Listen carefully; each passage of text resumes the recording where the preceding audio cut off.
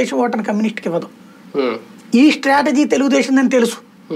అయినా మనకు కాసిన సీట్లు రావాలే, ముందు మనకంటూ ఆంధ్రప్రదేశ్లో సొంత సీట్లు కావాలే, సొంత సీట్లు రావాలే అనుకుంటే, అది కూడా తాము కోరుకున్న సీట్లు వస్తాయి అనుకుంటే వాళ్ళకి విశాఖపట్నం కావాలి, విజయవాడ, గుంటూరు, ఏలూరులో ఏదో ఒకటి కావాలి వాళ్ళకి.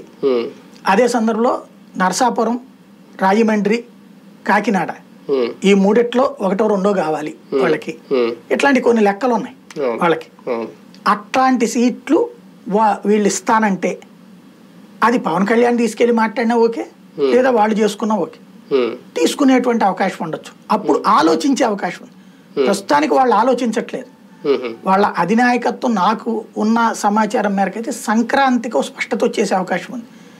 ఎందుకంటే మధ్యప్రదేశ్లో 2.5 నెలల ముందు తీసుకొచ్చారు వ్యవహారం. అట్లాగే అందులో పురంధేశ్వరిని అసెంబ్లీకి పెడతారని, అంటే అసెంబ్లీలో మన ఫేసులు అంటే పొత్తుంటే పురంధేశ్వరిని అసెంబ్లీకే నుంచో పెడతారు. అప్పుడు సుజనా చౌదరిని కూడా అసెంబ్లీకే నుంచో పెడతారు పొత్తుంటే. పొత్తు లేకపోతే పార్లమెంట్ స్థానాలకు వెళ్తారు వీళ్ళు. ఇది సింపుల్ లాజిక్. మొదటి నుంచి కూడా పవన్ కళ్యాణ్ గారి విషయంలో భారతీయ జనతా పార్టీ అంటే ఈయన ఇక్కడ ఎలాంటి నిర్ణయాలు తీసుకుంటున్నా, పొత్తులు ప్రకటించేస్తున్నా సరే ఒక ప్రేక్షక పాత్రే పోషిస్తుంది. ఎప్పుడు కూడా ఇక్కడ నాయకులు పెద్ద సీరియస్ గా మాట్లాడలేదు. సోమిరాజు గారు మాట్లాడి ఉండొచ్చు. పురంధేశ్వర్ గారు వచ్చిన తర్వాత అసలు ఆ టాపిక్లే పక్కెళ్ళిపోయినాయి. వ్యతిరేకించట్లేదు, అలాగే సమర్థించట్లేదు.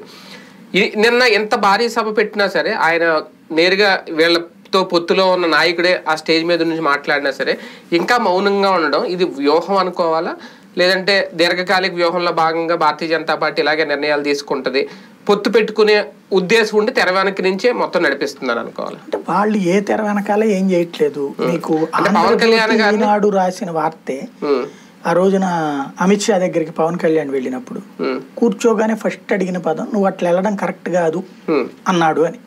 అంటే వాళ్ళు క్లియర్ గానే ఉన్నారు కదా, అది వాళ్లే రాశారు కాబట్టి మనం నిజమన్నాం. అంటే ఏపీ రాజకీయాల్లో పవన్ కళ్యాణ్ ఒక కింగ్ మేకర్ అని అనుకుంటున్నారు, అందుకే ఆయన తన వెంట పెట్టుకోవాలని చంద్రబాబు గారు. అదే కింగ్ మేకర్ ఆయన బీజేపీ చేతిలో ఉన్న ఒక అస్త్రంగా ఎందుకు వాడుకోవట్లేదు బీజేపీ? ఆయన్ని ఎందుకు వదిలేస్తుంది? అలాగే ఒప్పుకోవట్లేదు కదా, అలాగే ఆయన వదిలేదు కదా.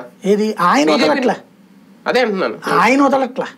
ఆయన బీజేపీ వదలకపోవడం కాదు, ఆయన బీజేపీ ఆయనే బీజేపీని వదిలేయట్లేదు కదా. అదే ఆయన తప్పు కానీ వాళ్ళ తప్పు కాదు కదా. వాళ్ళు ఇప్పుడు వెళ్ళమన్నారు అనుకోండి, అప్పుడు ఏం ముద్రేస్తారు? వైసీపీకి వీళ్ళు కలిసిపోయారు. వెళ్ళమనక్కర్లేదు, పవన్ కళ్యాణ్ వాడుకోవచ్చు కదా భారతీయ జనతా పార్టీ. అతను ఉండరంటున్నాడు కదా. ఆయన ఏమంటున్నాడు, నేను తెలుగుదేశంతోనే ఉంటాను, మీరు కూడా నాతో రండి అంటున్నాడు. అంటే ఉండనట్లేదు, అలాగే బీజేపీని వదిలేయట్లేదు. అదే ఈ పేరు చెప్పబోతే అక్కడ తెలుగుదేశంలో లైఫ్ ఉండదు ఆయనకి. తెలుగుదేశంతో బేరాలాడడానికి బీజేపీని చూపెడుతున్నాడు, బీజేపీతో బేరాలాడడానికి తెలుగుదేశం వెనకాల ఉందని చూపెడుతున్నాడు. అదే ఆయన వ్యూహం. అంటే ఒక మోడీకి పవన్ కళ్యాణ్ కి మధ్య సత్సంబంధమేనా ఈ ఇలా ఉండడం?